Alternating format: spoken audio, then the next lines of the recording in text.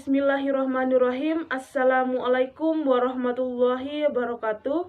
Saya atas nama Suci Ramadan NIM 2020A1A020, Prodi Bahasa dan Sastra Indonesia, mata kuliah Pendidikan Pancasila, dosen pengampu Bapak Abdul Sakban MPD, Universitas Muhammadiyah Mataram. Di sini saya akan menjelaskan tentang masalah-masalah korupsi yang ada di Indonesia.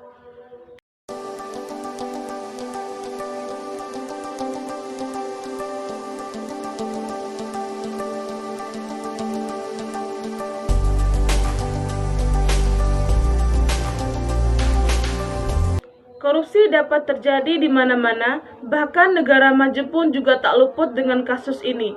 Tetapi mereka mempunyai cara sendiri dalam menangani kasusnya. Korupsi di Indonesia bukan hal yang tabu lagi untuk dibicarakan. Akhir-akhir ini, hangat-hangatnya berita kasus korupsi di mana-mana. Bukan hal yang asing lagi jika pelaku korupsi adalah pejabat-pejabat negara. Sebenarnya pejabat daerah juga tak luput dari kasus korupsi. Hanya saja tidak ketahuan oleh publik dan Dewan Pers. Menurut saya, kasus korupsi di Indonesia merupakan suatu penyakit yang akut yang sulit sekali diatasi. Kita tahu bahwa korupsi itu hanya merugikan semua pihak. Mereka pelaku korupsi hanya mementingkan diri sendiri, tanpa memikirkan orang lain. Korupsi terjadi karena beberapa hal antara lain.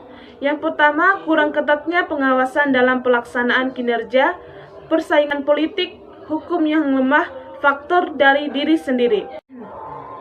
Selanjutnya, saya akan menjelaskan tentang solusi yang dilaksanakan berupa program pencegahan anti korupsi yang dapat dilakukan seperti: yang pertama, membenarkan transaksi yang dahulunya dilarang dengan menentukan sejumlah pembayaran tertentu. Yang kedua, membuat struktur-struktur baru yang mendasarkan bagaimana keputusan dibuat. Yang ketiga, melakukan perubahan organisasi yang akan mempermudah masalah pengawasan dan pencegahan kekuasaan yang terpusat. Yang keempat, para pemimpin dan pejabat memberikan teladan, memberantas dan penindak korupsi. Selanjutnya yaitu makna Pancasila sebagai solusi pencegahan anti korupsi di Indonesia diambil dari sila pertama, yaitu ketuhanan yang Maha Esa. Memiliki esensi agar kita takut, terhindar dari niat dan godaan untuk berperilaku korupsi. Karena yakin setiap derap langkah perilaku dan perbuatan kita di dunia fana ini akan diketahui olehnya.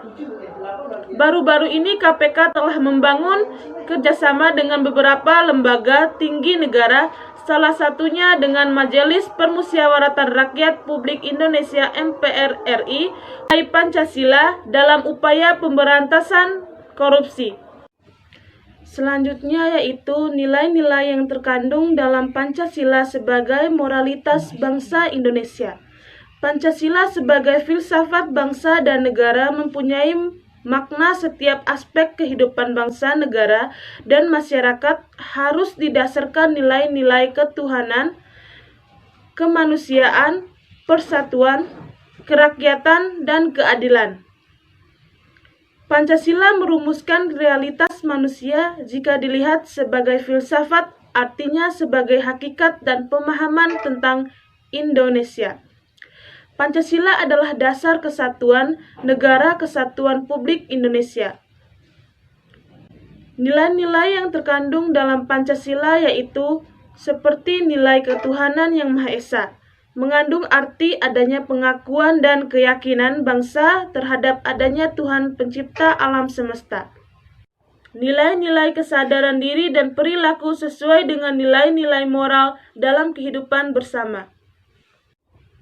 Kesimpulan yang dapat diambil dari masalah-masalah yang dibahas di atas yaitu bahwasannya korupsi merupakan tingkah laku individu yang menggunakan wewenang dan kekuasaannya guna mengeruk keuntungan pribadi. Dari berbagai kejadian korupsi tersebut, maka tingkat korupsi di negeri yang mayoritas penduduknya Muslim ini termaksud negara yang paling tinggi korupsinya.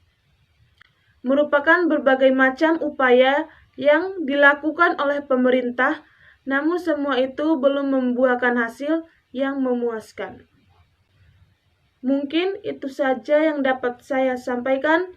Lebih dan kurangnya saya mohon maaf. Billahi fisabilil haq fastabiqul khairat. Wassalamualaikum warahmatullahi wabarakatuh.